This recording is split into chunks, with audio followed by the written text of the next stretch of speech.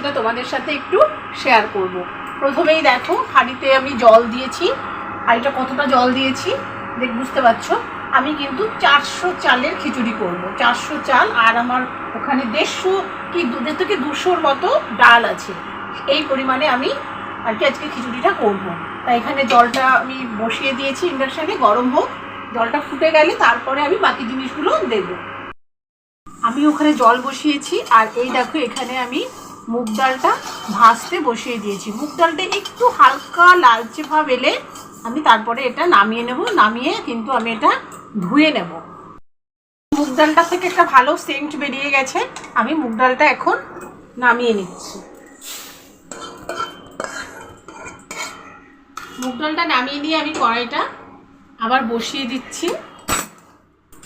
ডালটা একটু ঠান্ডা হতে থাকুক, আমি কিন্তু মশলাটা রেডি করে রাখবো, কারণ এখন কড়াটা গরম আছে আর গ্যাসের সমস্যা তো চলছেই। তার জন্য আমি আর কড়াটাকে ঠান্ডা করব না, আমি মশলাটা রেডি করে নেব একবারে। দেখো আমি এখানে চাল আর ডালটা এখন একটু ধুয়ে নিচ্ছি। অনেকে কিন্তু ডালটা আগে ধুয়ে আগে হাঁড়িতে দেয়, তারপরে চালটা দেয়, কিন্তু আমি তা করি না। আমি দুটো একসাথে ধুয়ে একবারে দিয়ে দিই হাঁড়িতে। হাঁড়িতে জলটা মোটামুটি গরম হয়ে এসছে, ধোয়া উঠছে। আমি এখন চাল আর ডালটা ধুয়ে দিয়ে দিচ্ছি।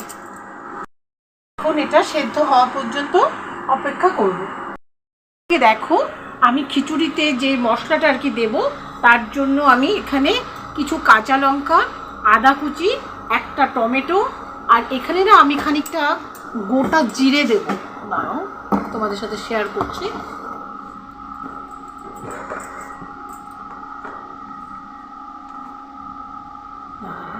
আমি 1 চামচের মতো এখানে জিরে দেব।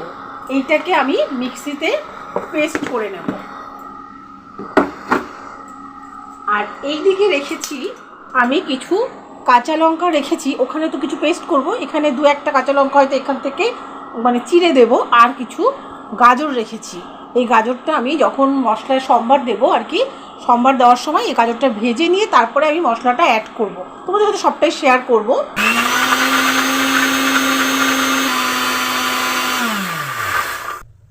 দেখো এখানে আমি খিচুড়ির জন্য মশলাটা রেডি করে নিয়েছি। তোমাদের যদি দেখালাম যে জিরে, আদা আর কাঁচা লঙ্কা টমেটোর পেস্ট এটা করে নিলাম।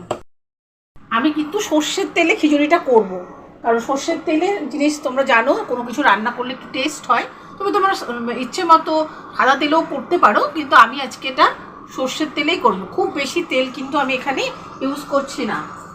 তেলটা গরম হয়ে গেছে, আমি এখানে 2টো শুকনো লঙ্কা দিয়ে দিয়েছি আর 2টো তেজপাতা,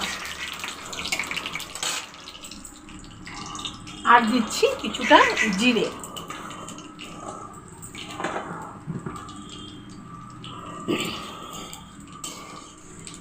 এটা একটু ভাজা ভাজা হয়ে গেলে আমি এর মধ্যে দিয়ে দিচ্ছি গাজর।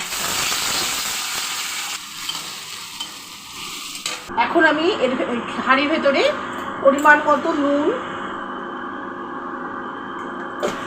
আর হলুদ অ্যাড করে দেবো।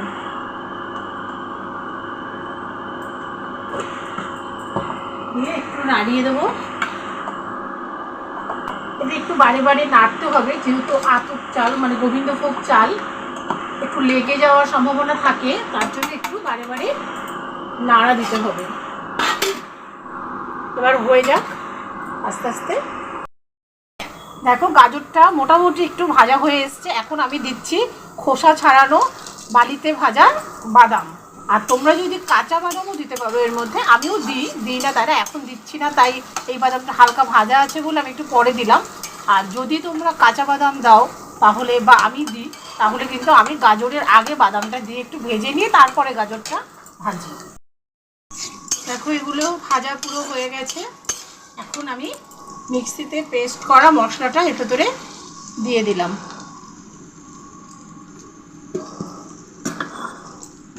দিয়ে এটা যতক্ষণ কাঁচা গন্ধটা না যায় ততক্ষণ আমি একটু এটা কষিয়ে নেব।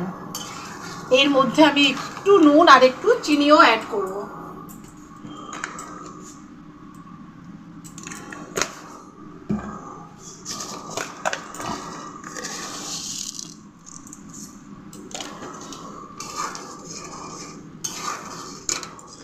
একটু বেশি পরিমাণে এখানে দিচ্ছি, কারণ আমি খিচুড়িতে নুন আর হলুদ অ্যাড করব, তার জন্য। কিন্তু চিনিটা অ্যাড করবো না, চিনিটা এখানেই দিচ্ছি। তো এটা আস্তে আস্তে হোক, আমি ঢাকা দিয়ে রাখি।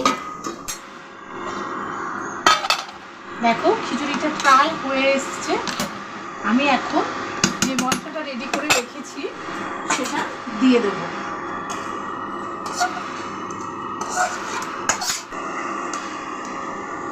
দিয়ে একটু নাড়িয়ে নেব।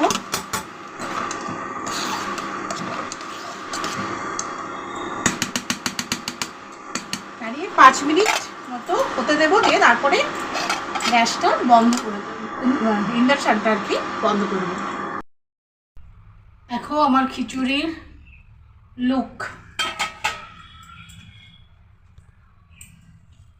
একদম আঠা আঠা হয়েছে খিচুড়িটা, দেখো। আমার এই রেসিপিটা যদি তোমাদের ভালো লেগে থাকে তাহলে আমার চ্যানেলটাকে অবশ্যই সাবস্ক্রাইব করে দিও। টাটা।